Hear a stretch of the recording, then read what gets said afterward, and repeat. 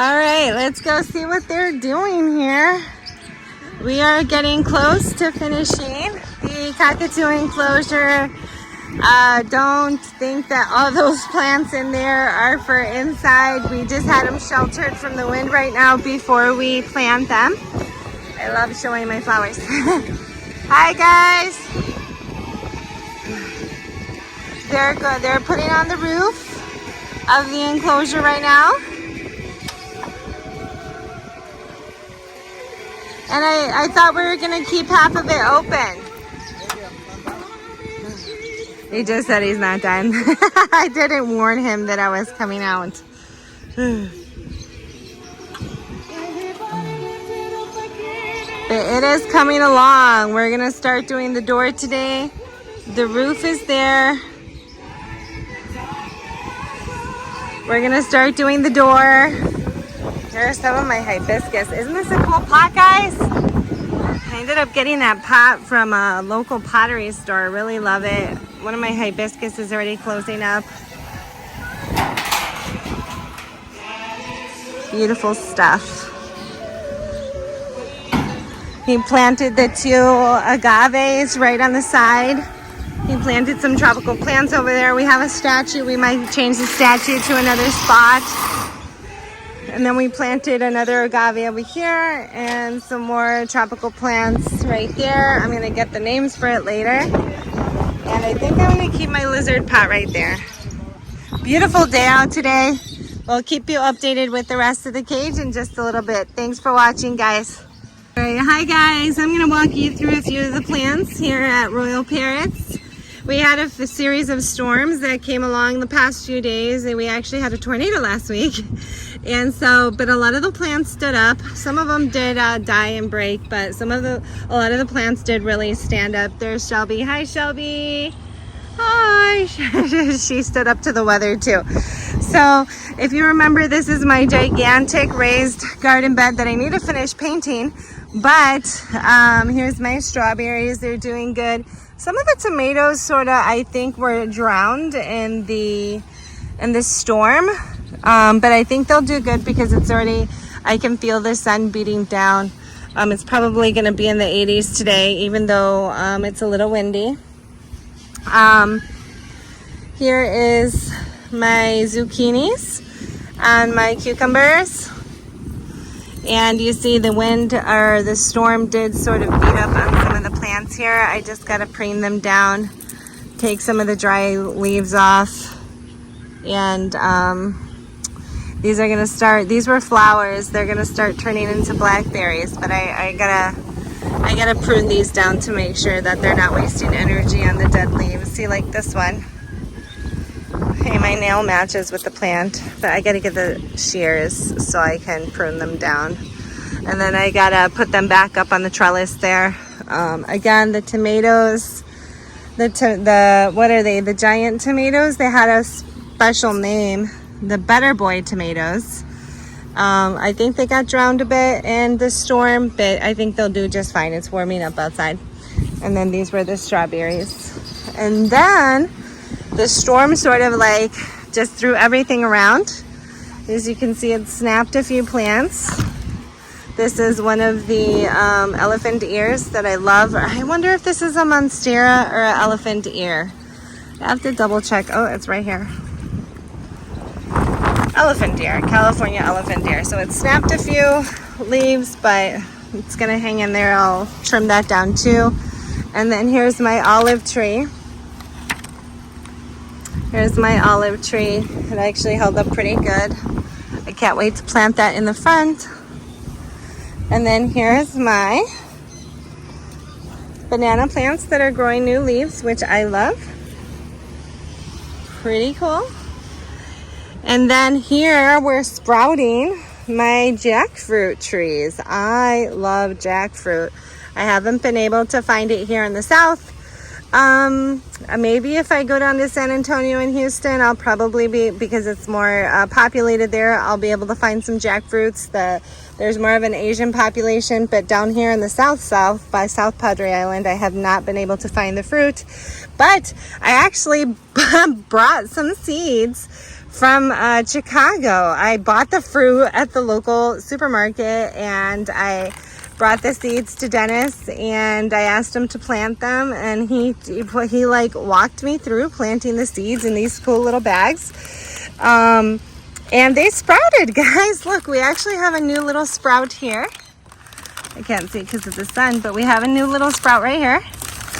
And hopefully in a few years we'll actually have some bigger trees of jackfruit. I can't wait for that. It's one of my favorite fruits. Right here we planted a garlic. I can see it sprouting right here. I have to see how all the water there from the storms. We don't want these guys to drown. So, oh, there's a beetle. Rest in peace, beetle. We gotta dump out all of the water. Not that the banana trees need more water, but who knows? Maybe they can use it. And we gotta let the little seedlings dry up. This is what Dennis is teaching me with planting. You know, I've always loved plants, and I've always loved trying to plant things. I was just horrible. I had a brown thumb, but Dennis is teaching me little by little how to do this planting stuff. Pretty soon, maybe I can call myself a master gardener, just like him, right? Wishful thinking here. But the little bit I do know is that we can't let these little guys drown. So let's take the water out. Let's see. That here. And at least let them dry up. Oh no, these are the old ones. Okay. Right here. Right here. Right here. And right here.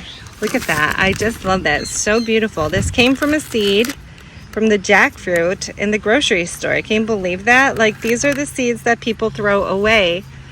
And I was able to bring them all the way from Chicago, right out here by South Padre Island, Texas, which is literally like 5 minutes from the border of Mexico. And we were able to sprout them. How cool is that? And they're coming out strong and gorgeous. I just think that's the coolest story ever. Here's another jackfruit, and here's another strong jackfruit. So let me show you the rest of the farm. So I had this cute little idea for a little herb garden because I like to make sofrito. For my Puerto Rican friends and my Latino friends that know what sofrito is, I love sofrito. I put in everything. And I wanted to make a little garden of cilantro, parsley. Oh, and this was just a really good smelling, what's it called? Oregano. This is, I think an Italian oregano. I think this one, or a Greek oregano. Smells amazing. And that's me smelling them, guys. That's why the camera's getting closer. This is a rosemary. I made a spaghetti sauce with, I believe, the 2 oreganos because I trimmed them. It was last weekend, and the spaghetti sauce came out amazing. Even the kids, you know, kids usually don't appreciate those types of things, but my daughter Bella and Lily tasted it in the spaghetti sauce and my meat sauce, and it was just amazing. I loved it. They have such a good smell. So I think this is a Greek oregano. And this is just a regular American oregano. I have to double check, but I definitely recommend it. But look at my cilantro. My cilantro is not growing that much. This was actually just from a seed right here. But I think another one's trying to grow right here. I think what I'm going to have to do is maybe take my herb garden out and then put it right here on this side, or, definitely in my gigantic garden bed. But anyway, let's go take a look at my trees. I wanted to take a look at my trees while after the storm, see how they held up, and they actually grew. So here's my apple tree. This is my pink lady. I love pink ladies. I love salads with the pink lady apples. And my apple tree bent a little. Dennis is gonna fix that. And we have right here a loquat tree, a Japanese loquat tree.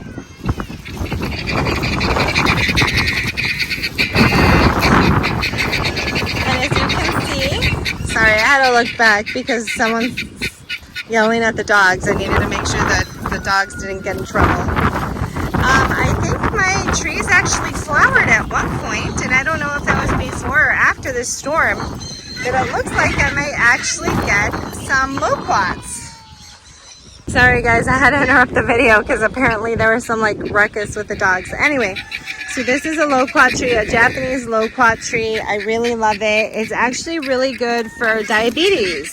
People with diabetes and high blood pressure, I love it. I love using my trees for medicinal purposes. And you can actually take the leaves off, dry them, and use them for tea same day. And it helps with people with your blood sugar, people with diabetes. It's amazing. I can't wait to do that. I love teas at night. Here is my Alberta peach tree, and I love it because I think it grew like another 2 feet. I want to say it even grew another 2 feet with the storm. But look at all the peaches. The peaches held up. I gotta ask Dennis though. Uh-oh, one flew off. I gotta ask Dennis because there's some little spots I see there, and I don't know if that's like a mold. And I don't know if they should be treated or if that's normal. Because I'm not the master gardener, I don't know what this is. If you'd like to comment in the comment area, you're more than welcome to. But my peaches held up strong. Like they even lasted the tornado winds. Crazy. So I love that tree. Here's my sweet native persimmon tree, which actually I think is thriving. We just planted this not even a week ago, I think right before the tornado winds, and it actually held up. Looks like a little twig there, but the leaves are thriving. It has a healthy green color. Good stuff here. And then we have, this is a guayaba tree that we got tiny. And I think, honestly, I think with the storm, I'm not kidding, I think the storm did a lot. And I think I believe that any thunderstorm or any type of storm just clears the ions in the air and just brings energy that helps the plants grow, especially if they survive it. But this guava tree was tiny. And I think in the last 2 months, it grew probably a good 3 feet. Crazy. And this was a little avocado tree that we didn't think would survive. It has a little baby here, and it's actually growing right there. Really cute stuff.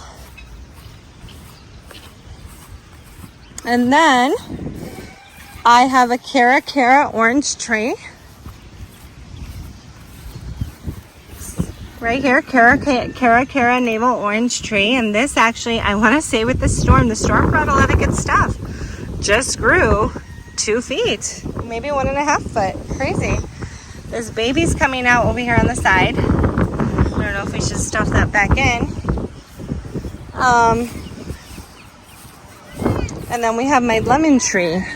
The story with the lemon tree is that in Mexico, I used to visit my grandma's sister. So that's something like my second grandma or something like that. And she had this very mature lemon tree in her property, and she used to sell lemons to make a living. Very humble woman, very humble home. She didn't need a lot to live, always ate eggs every day.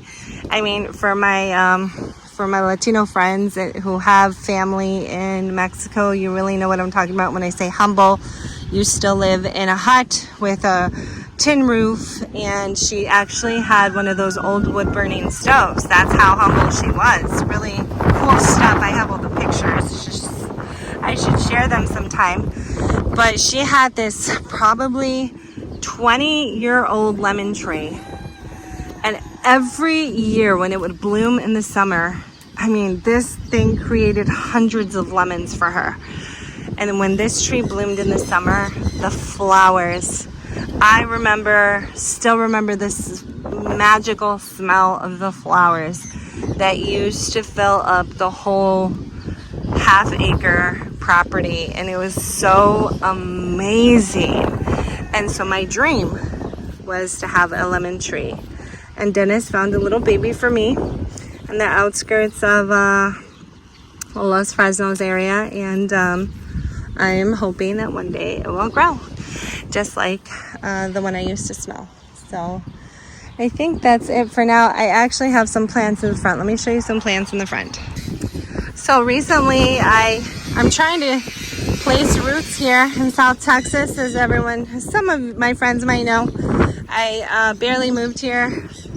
I barely settled down, maybe even just a few months ago. My family was here before me, but I barely came here a few months ago. And I'm trying to create roots here and help it make it feel like home. So I went out and bought a few things, and this, guys, is my favorite thing that I bought so far here.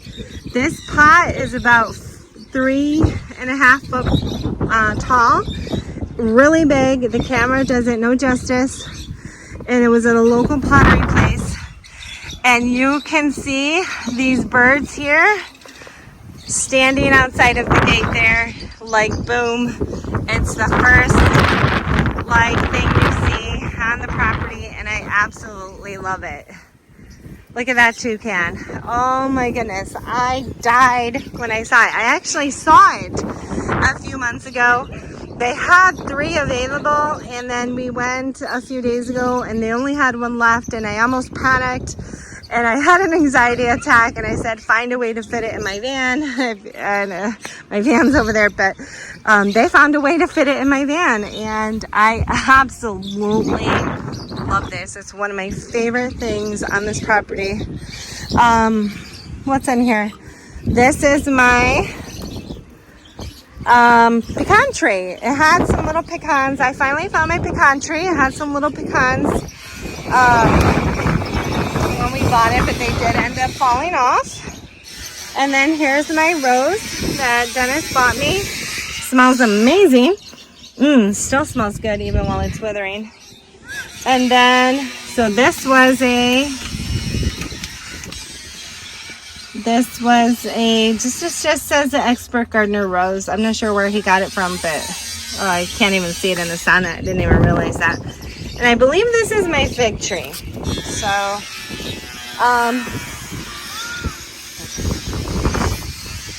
here's our little palm tree that I'm waiting for it to grow, trying to focus there. And then here is a hibiscus bush of mine. I just trimmed it today so that it could stay a little tree. I love it when it's a little tree. And then Dennis is working on the cockatoo enclosure over there. And then here's another pot that I bought. I thought this was really rustic looking, very Latino looking. It looks like a woman doing some pottery there. And here's some more of my hibiscus.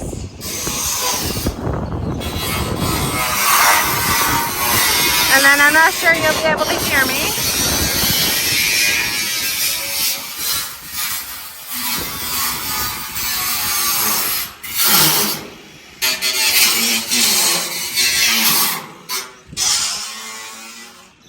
But that's it, guys. I know you couldn't really hear me over there. I just wanted to show you some of the plants and some of the pots. And thank you for joining me. I gotta go change my baby now. Thank you for watching, and stay tuned so I can keep you updated on the cockatoo enclosure, and keep it pretty, guys. As always, don't forget to like and subscribe. And please keep sharing our channel. Thank you so much, guys.